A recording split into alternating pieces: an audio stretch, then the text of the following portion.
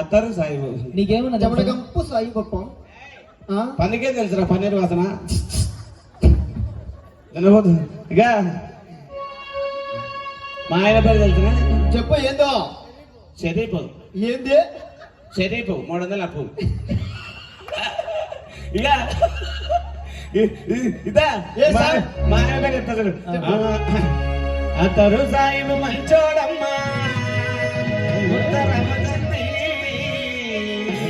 ఉత్తర వేసిన నామగుడు లేడమ్మా. అతరు సాయిబు మంచోడమ్మా